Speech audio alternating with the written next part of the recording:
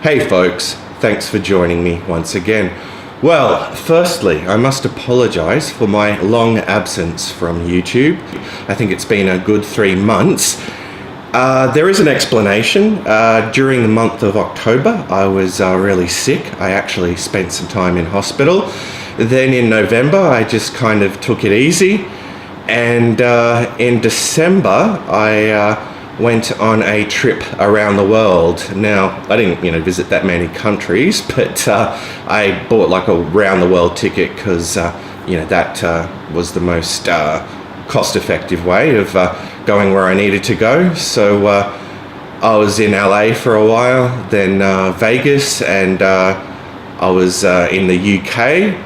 I went to a few cities there, and lastly, I was in Hong Kong, and a few days ago I came back to Australia, back to the horrible heat and humidity.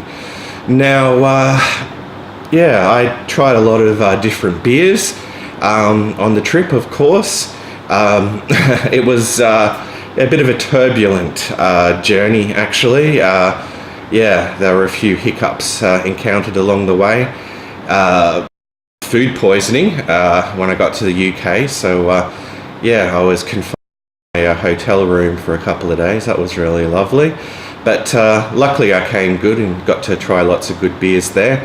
Now, while I was in Vegas, I was drinking a lot of beers. You can just walk around the street there guzzling beer, in fact, and this is one beer that I picked up from there. Now, I didn't end up drinking this. I just chucked it in the suitcase and thought, I'd do a review of it at a later date. Well, here it is, folks. As you can see, it's Red's Wicked Apple Ale, which comes in at 8% alcohol by volume, and it's brewed and canned by the Red's Brewing Company of Milwaukee, Wisconsin, in the United States of America, which is just a fake name for Miller Coors, who now control the brand, which is quite a successful brand in the US and also in South Africa, where it was first introduced. But here in Australia, it failed, mostly due to them whacking this in the cider section. And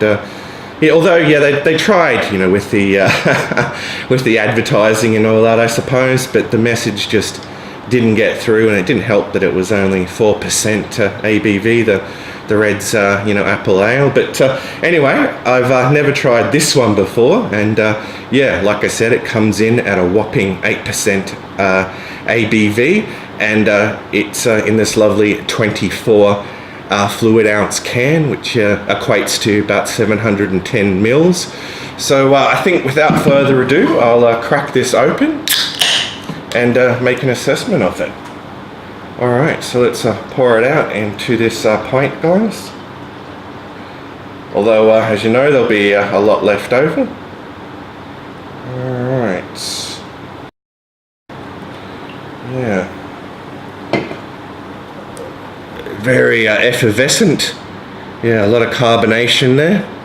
A very disappointing amount of head. Just a fine ring of it, in fact. All right, but gee whiz, I can already smell that that apple. But as far as the appearance goes, well, it's definitely on the amber spectrum. A sort of golden amber appearance, somewhat hazy, and quite effervescent, as I said. All right, so it's time to move on to the aroma. Okay, I'm definitely picking up that of apples.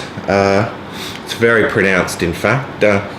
I can't really smell anything else aside from that. All right, so we've talked about the appearance and the aroma, which could only mean it's time for the most important part of the review, the taste test. So cheers to you all, folks. Let's dive in.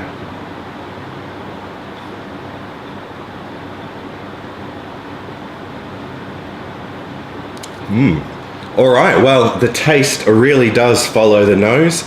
Up front, I'm getting a very strong taste of apples. There's a little bit of malt there as well. No real bitterness to talk about. it's very crisp and clean, and yeah, it's my first beer for the day, so it's definitely yeah, quite satisfying, quite refreshing. All right, but on that note, I should have another gulp.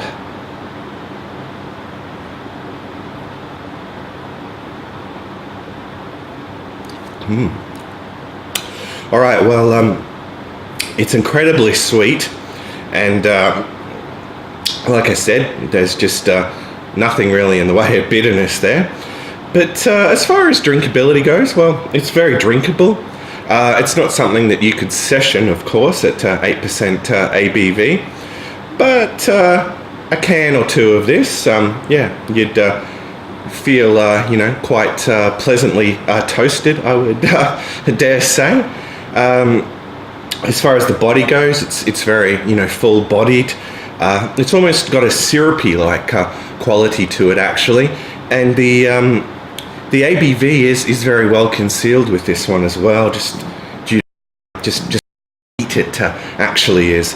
All right, now the price point, being that it's being that it was purchased in America, is yeah, really quite good. And I think you know, when I was in Vegas, I got this from a Walgreens just across the road from my hotel, and I'm pretty darn charging tourists for beer there, but even so, I mean, comparatively speaking, with Australia, the price was really good. I think it was just $2. That's pretty good for, you know, 24 ounces of beer.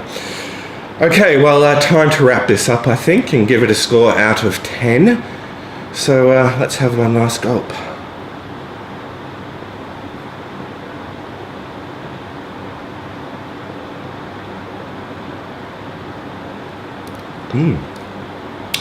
All right. Well, all in all, not a bad drink, or, you know, fruit beer, vegetable beer, whatever you want to call it. Would I go out and buy it again? Probably not. It's not really my thing, but just you know, as a one-off tasting, it's not too bad. It's certainly worth checking out. I think there's obviously a lot of people out there that like these Reds brews. There's lots of different variants of them available in the States. So yeah, I think when I went to Hawaii not last year, the year before, in fact, 2016, I tried the blueberry one, and it was pretty good.